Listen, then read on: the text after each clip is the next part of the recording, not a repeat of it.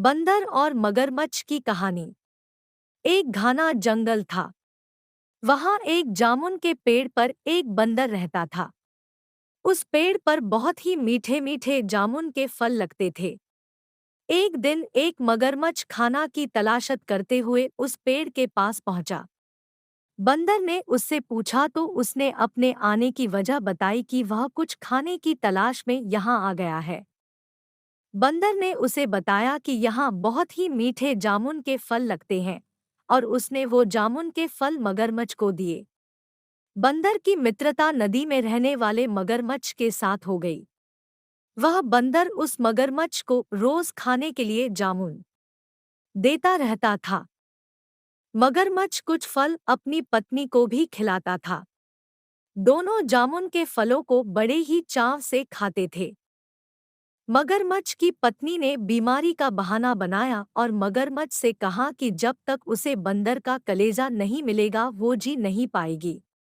पत्नी की जिद से मजबूर हुए मगरमच्छ ने एक चाल चली और बंदर से कहा कि उसकी भाभी उससे मिलना चाहती है।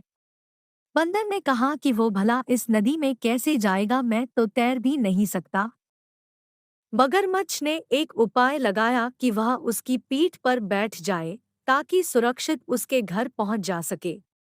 बंदर भी अपने मित्र की बात का भरोसा करके पेड़ से नीचे नदी में कूदा और उसकी पीठ पर सवार हो गया। जब बंदर और मगरमच्छ नदी के बीचों बीच पहुंचे तो मगरमच्छ ने सोचा कि अब बंदर को सही बात बताने में कोई हानि नहीं और उसने सारी बात बता दी कि उसकी पत्नी उसका कलेजा खाना चाहती है। यह बात सुनकर बंदर का दिल टूट गया। उसको धक्का तो लगा, लेकिन बंदर ने अपना धैर्य नहीं खोया। तभी बंदर ने मगरमच्छ से बोला, ओ मेरे मित्र, तुमने यह बात मुझे पहले क्यों नहीं बताई? क्योंकि मैंने तो अपना कलेजा जामुन के पेड़ में संभाल कर रखा है।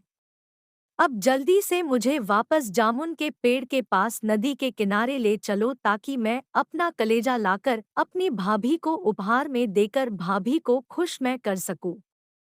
मूर्ख मगरमच्छ बंदर को जैसे ही नदी किनारे लेकर आया, बंदर ने जोर से जामुन के पेड़ पर छलांग लगाई और क्रोध में आकर बोला, मूर्ख मगरमच्छ, कलेजा के बिना भी क्या कोई जिंदा रह सकता है?